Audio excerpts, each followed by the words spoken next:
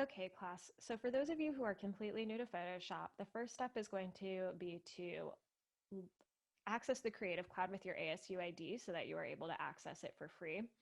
Once you have downloaded the Creative Cloud, you're going to open Photoshop. And once you have Photoshop going, you are going to go to Create New.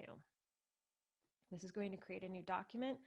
I'm going to create a custom document. Let's say I want it for Instagram. We all know Instagram is a perfect square, and that is going to give us 1200 by 1200 pixels for Instagram. And I'm just going to do, it should be 72 ppi on Instagram, but let's just do 144 just for funsies. You have your RGB, your 8-bit color, white background, so on and so forth.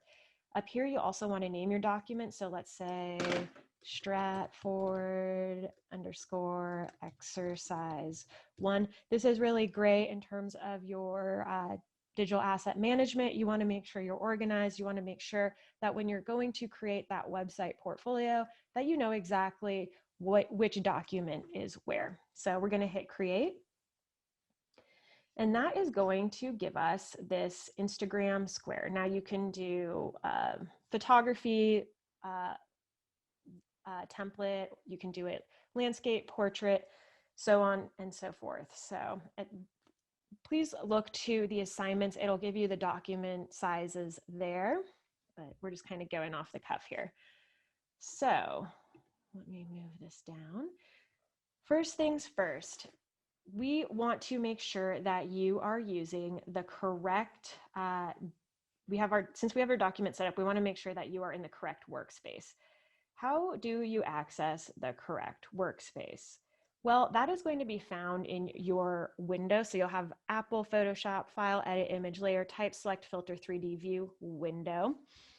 So oftentimes when you download Photoshop right off the bat, it may not set to Essentials default. And in that case, you're not going to see this layer panel or channels panel over here. So let's say you have it in painting. See how that changes that left-hand side? Now that's great if you want to just create an original image with paintbrushes and whatnot, but if you're doing photo compositing, you're going to really want to be able to control those layers. So again, window, workspace, essentials default, which is going to give you access to your layers, your channels, your paths. Adjustments will be over here as well as a quick access to those. They'll also be at the top panel, and then libraries.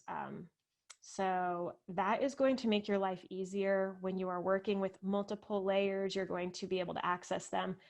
Let's say I want to start a new layer. I'm going to create a new layer down here. And just for the sake of it, I'm going to, oh, we're not on brush.